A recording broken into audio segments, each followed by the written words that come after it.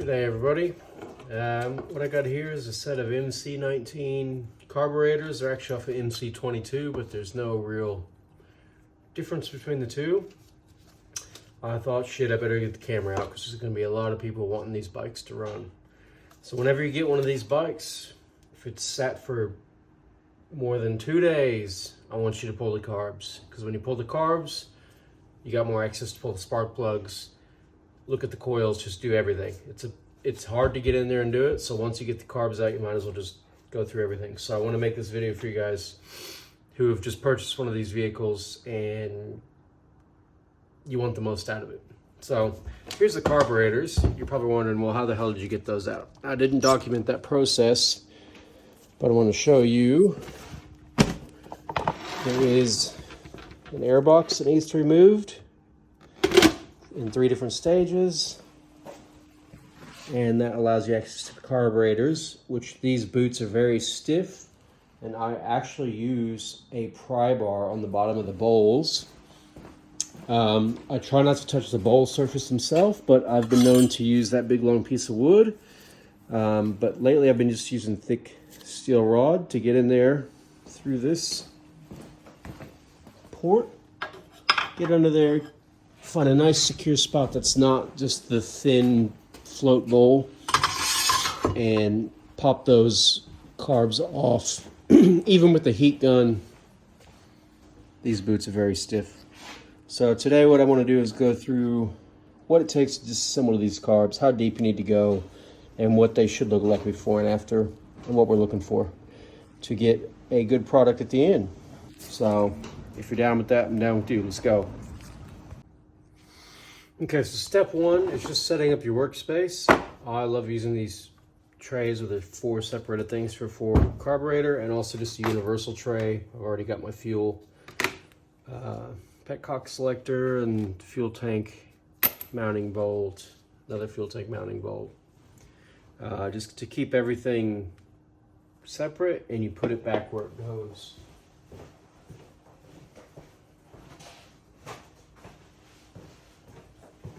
You're gonna want some brake cleaner, some carb cleaner. I'm telling you, all this it's not the same, but if you have some of something, it's a lot better than nothing at all. So I'm just gonna use some brake cleaner right now because that's what I've got in stock. Typically I'd use like a aerosol-based degreaser. The best part about it is it has a bit of force when it hits everything. So you can see these are dusty. You know, you can try and get a brush, wipe them off, but I am all about function, my friends. I'm not about how good the carburetors look, especially these ones where no one's ever going to see them. They're buried in the machine.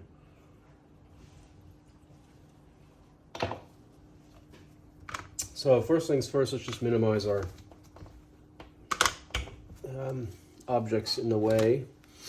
That is a breather that when the bowls fill up, look at that. Look at that. I don't know if you guys can see that. The foam in there is completely dried out. So it's not like the end of the world. It's just that this is a breather. That's sort of meant to catch fumes and whatnot. But when the bowls fill up with fuel or overflow, that is supposed to be a piece of foam. I don't know if you can see that, but I'm going to go blow that out now.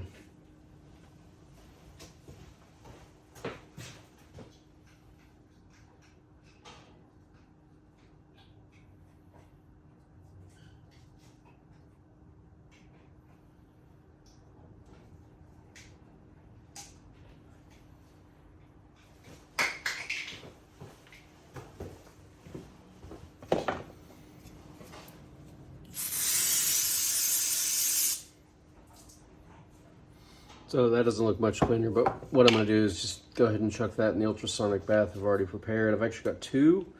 I've got a small and a large. The small one's for the jets, but I'm going to put this in the large because this is fairly dirty. And a large one can handle a bit of dirt. The small one I want to use for the finer particles that need to stay clean, like the jets. So I'll have to get a piece of foam to replace that over time.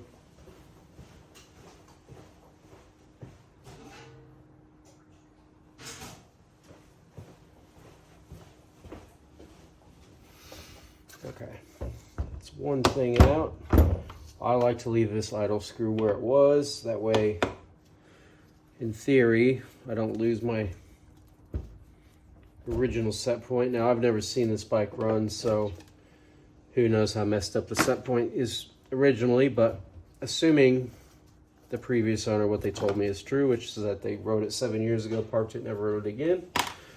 Might as well keep that original set point if I can. So when you go to break these bolts loose, you must have, I'm just saying must from now on, Japanese industrial standard screwdrivers, JIS screwdrivers. The company that makes the best kind are called Vessel. They're obviously out of Japan.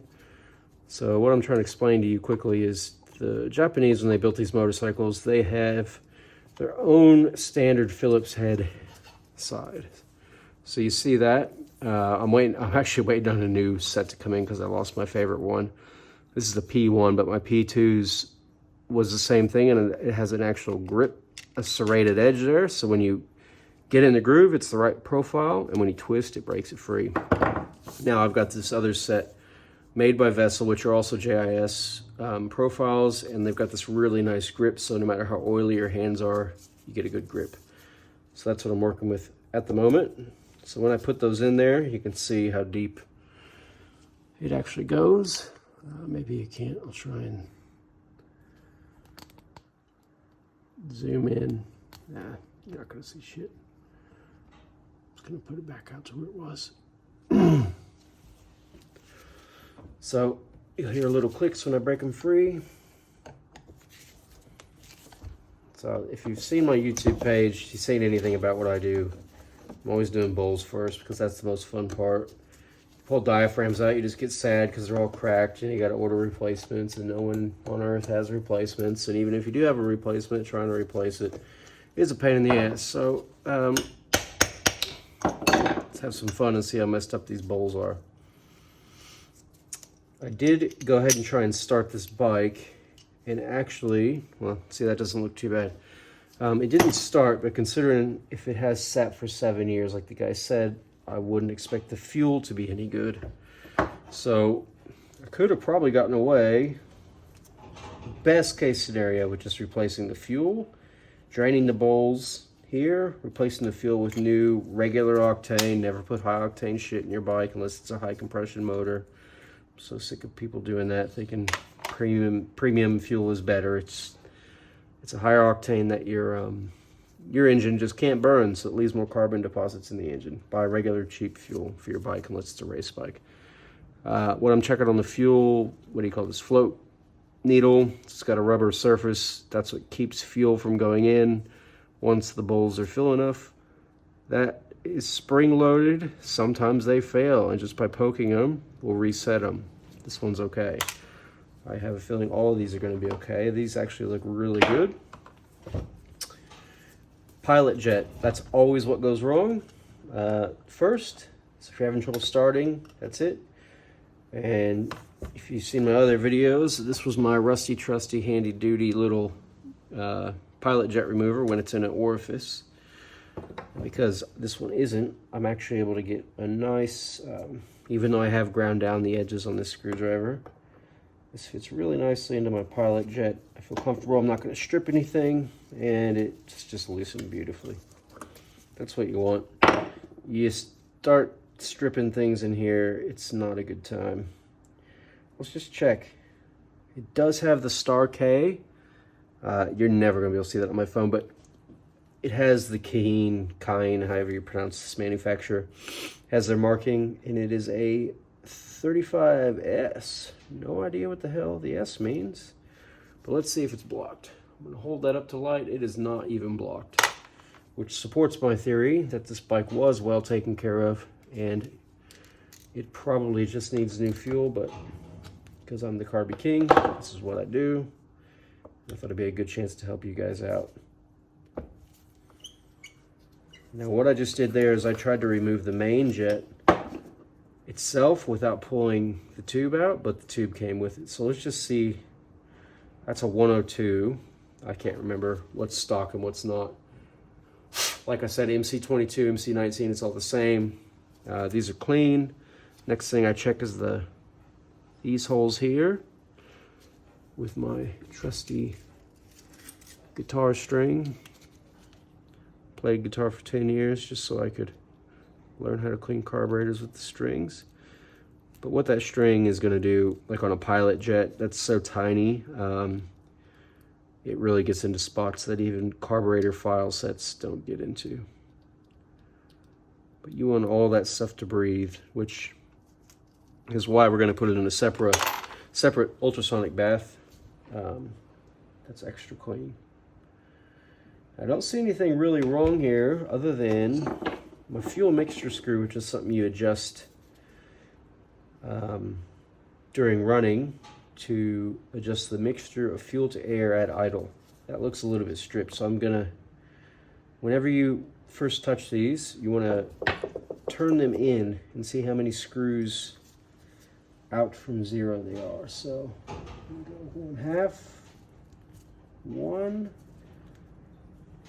1.5, 2. So it's right at 2 out.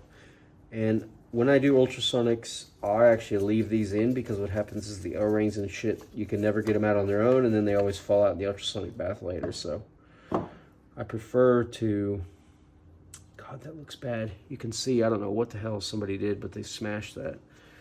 So I prefer to actually leave these in during ultrasonic cleaning and then pull them out and blow them with compressed air. I just want to see if I have a spare one of these.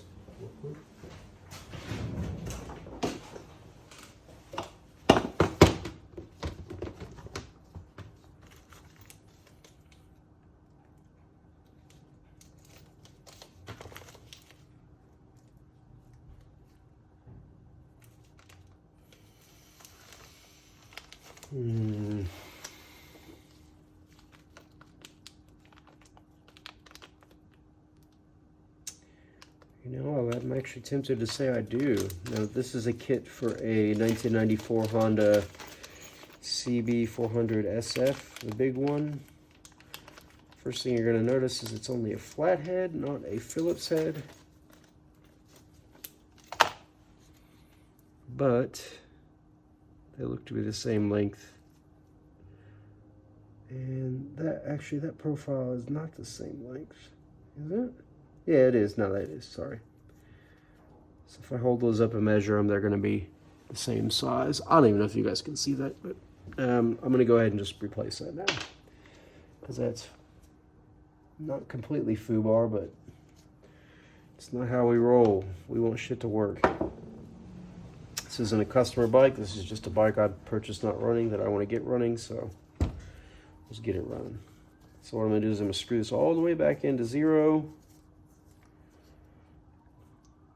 And go out 1/2 turn, 1 turn, 1.5, 2 turns. And let's just check all these. 1/2 turn, 1 turn, 1.5 turns, 2 turns.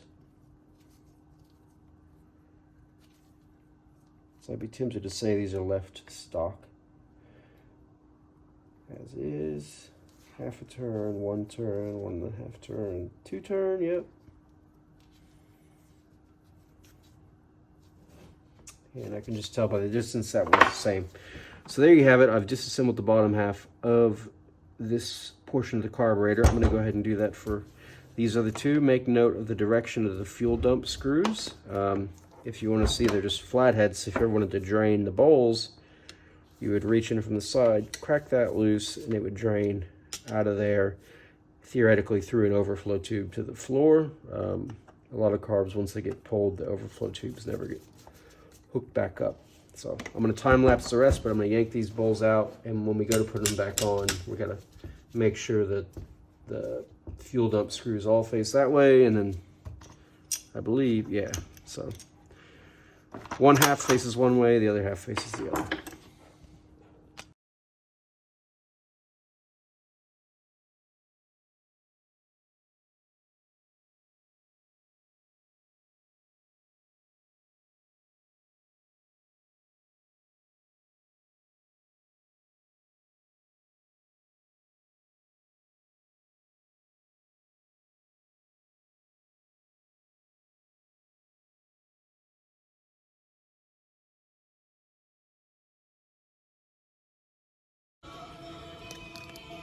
Okay, ignore the music in the background, but I just want to take this time to mention these carbs did not need a clean. I can just tell someone's been in here. These are all brand new. Did you see I've been peeling those out?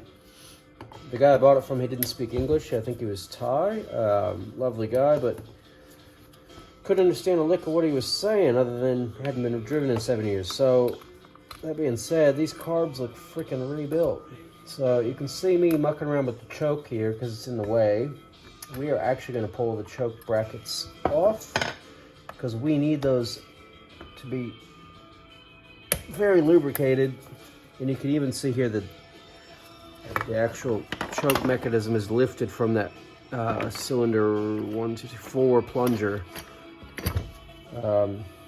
That could be from me prying, from someone else prying, or just maybe it wasn't working, so they just eliminated it from the equation. But let's just pop this off and show you. You're gonna see a spring fall. With the spring, we all know what these springs do. That spring returns the rubber diaphragm to closed position, but that whole thing is kind of wonky. You want to be real careful because these got steel bolts with plastic washers on top and bottom. If you don't get the one off the bottom and then you go to tighten it back up later, you're going to be in a world of hurt because it's going to restrict the flow of that choke mechanism back and forth. So I'm going to put that in my universal thing. This might look cowboy to some of you, but I've done carburetors for long enough to just memorize how they're put back together. Lucky me, I'm a fucking psycho. Here we go. So I wanted to point out that just remove the choke mechanism. You can see how dirty it is in here, but look at that. You can actually see when you pull the choke, you're not choking anything. You're allowing more fuel to go through by pulling that open. More fuel goes through there during the idle circuit, which helps start on a cold, or you know, the prime minister just died that day, or the wind's blowing too hard. Just reach for your choke, see what it does. But it is funny how we use the word choke when it's been a long time since the choke lever that you pull has actually choked the airflow to the carburetors. If anything, now it just enriches it. It's an enricher circuit. So just be aware of that. So if you're ever troubleshooting carbs and you pull the choke and the bike dies, just be aware that that could mean it has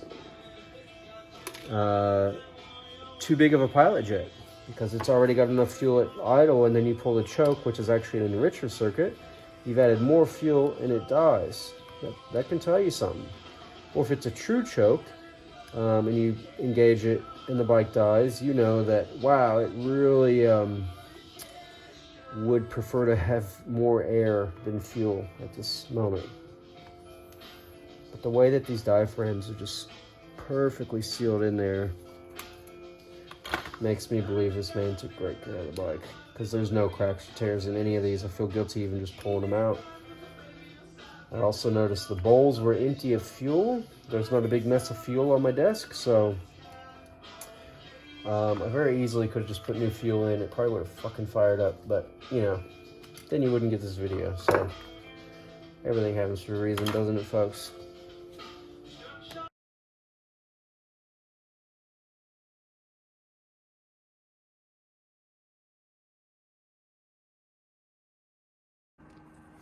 Okay, now what you're going to see is I've got two ultrasonic cleaners. I haven't even powered that one up yet. This one's only at 24 degrees, so there's not much heat in there, but I have mixed a small amount of what Evapor rust I had left and degreaser.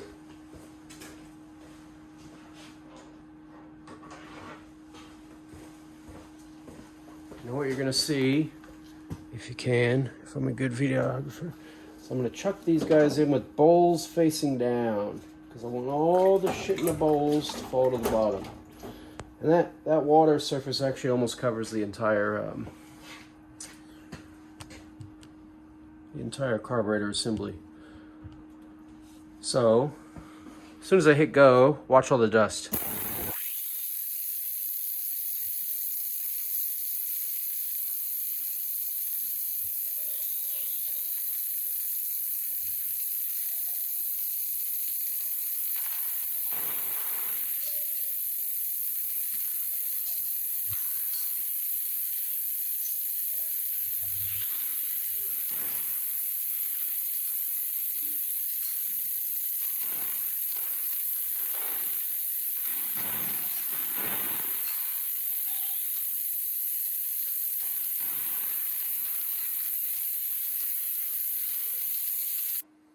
Okay, now I've stopped that for a minute just to show you how after 30 seconds how murky that can get.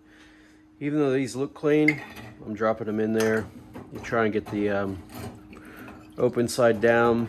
A pro tip is the more shit you put in here, the less effective it is. So I'll probably take those out after a few minutes and leave the bodies in there, because the bodies are really where I want the magic to happen.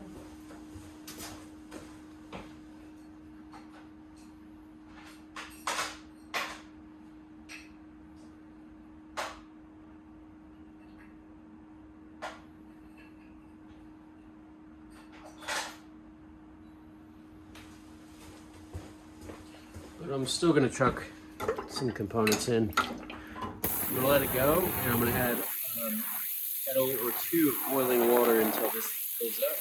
And it'll stay at 65 degrees, and I'll let this sit overnight. I don't use any chemicals or heavy degreaser, soap, and you vaporize. You steer raw, it works great, and get into long steer overnight. So just leave these in, and when you pull out in the morning, you'll be in the rest.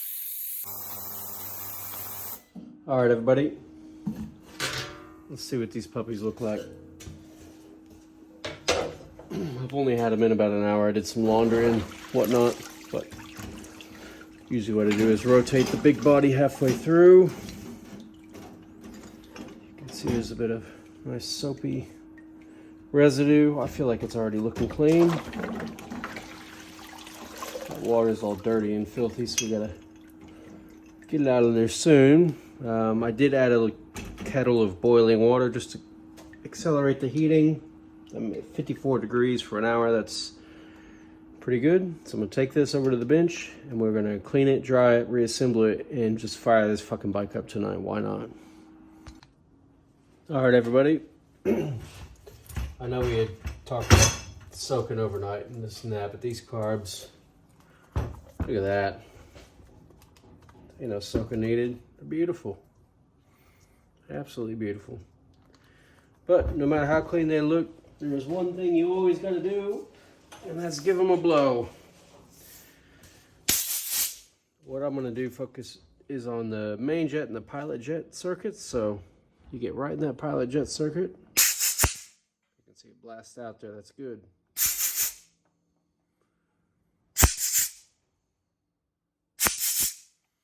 Same thing with the main.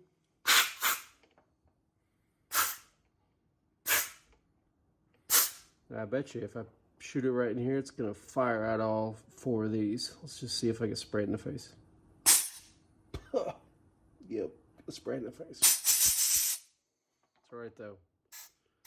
These got to be clean. You can actually put a Q-tip on your drill and get in there and polish them up. But those got to be clean so that when these go back in there, they seat perfect. So we're going to return every little piece back to where it came from. You can see now, bottom of the bowls are clean. So therefore,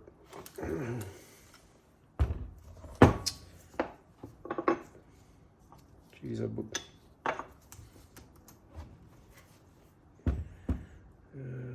yeah, I had it this way.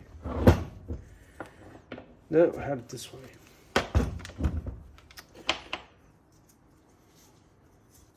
Alright, so it's really easy to tell that that's not in the right position because the screw faces left. So that's going to be one of those.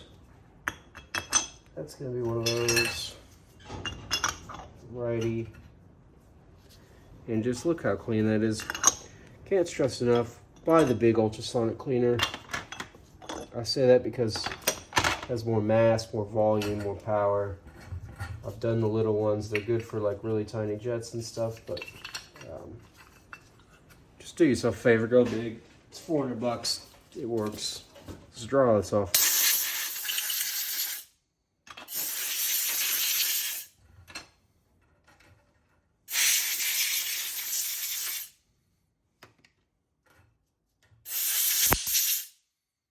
Just for context, what time is it? Siri, press the fucking button. It's 11:27 at night. I got good neighbors, but they probably fucking hate me. Well, that guy, even that guy looks better. That's our choke assembly. All right, let's move our cage.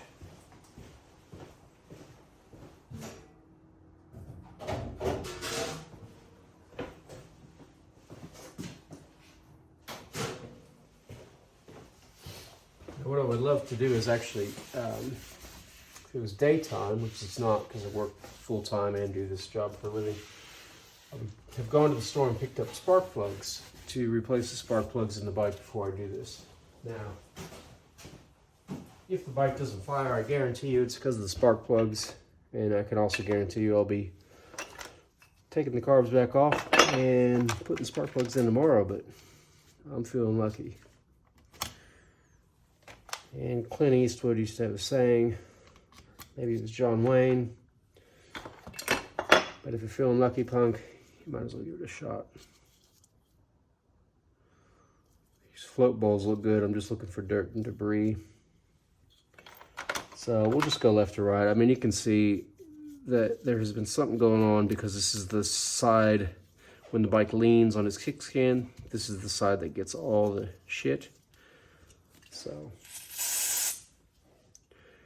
there's a nice little hack is paint gun cleaner or acetone. Actually cleans fuel ethanol really good.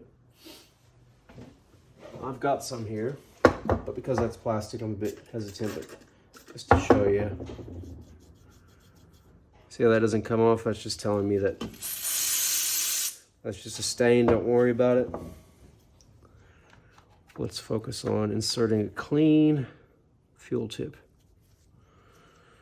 The way you do that is blast it. Hook it on its plastic hanger. Make sure the internal spring has resistance. I'll show you how we actually test these later to make sure we seated them correctly. But if you've cleaned everything, you're really not going to have too much adversity here. Unless you've had like 16 beers, then probably still going to be okay, but gotta practice. So that's in there. You got your pin. I love it. You don't have to press fit these pins anymore. They just slide in. Honda started figuring that stuff out early on. These never needed to be press fit because they end up breaking the pillars off. There you go.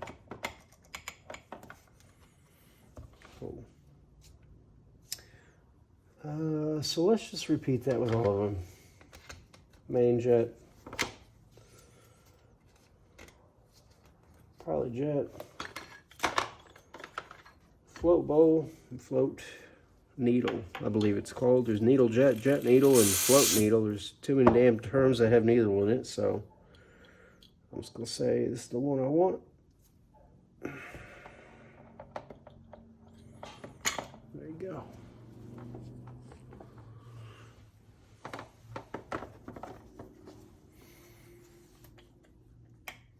Slide that puppy in there. Just realized it's probably going to be a lot more time beneficial if I just show you how to do one and then time lapse the rest. So I'm going to finish this here.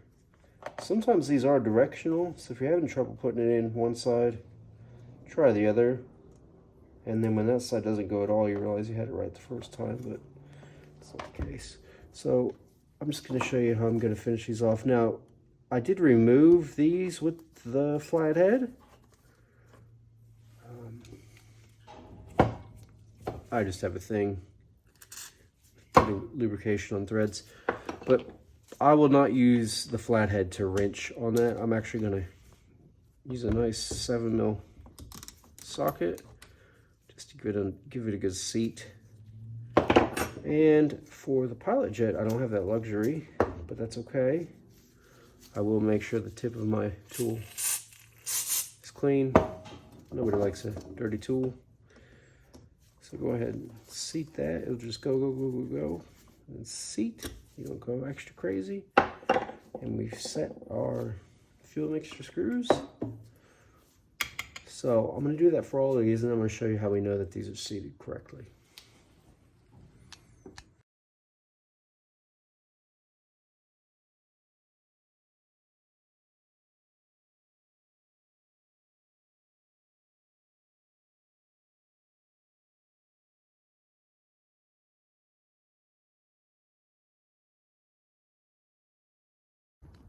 Okay, now before I tighten the bowls down, I thought I'd just show you guys how I do a little quick test to make sure that the floats are all going to seat. As I leave it inverted like that, and I'm going to blow really hard in this tube.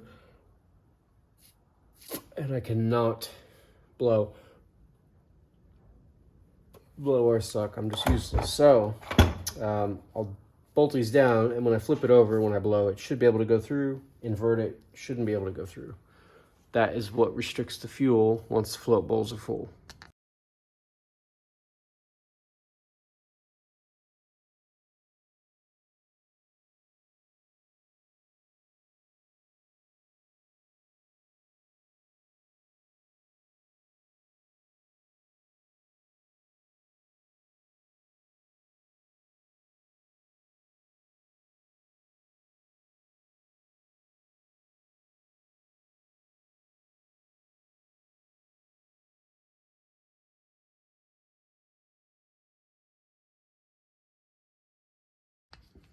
Okay, so there you have it, ladies and gentlemen. You saw me sort of fumble with the clutch, the choke there at the end, sorry. And now, last thing to do is just bench test the diaphragms. You want to see them all slide up and slide down when I insert air into the bottom part of the diaphragm.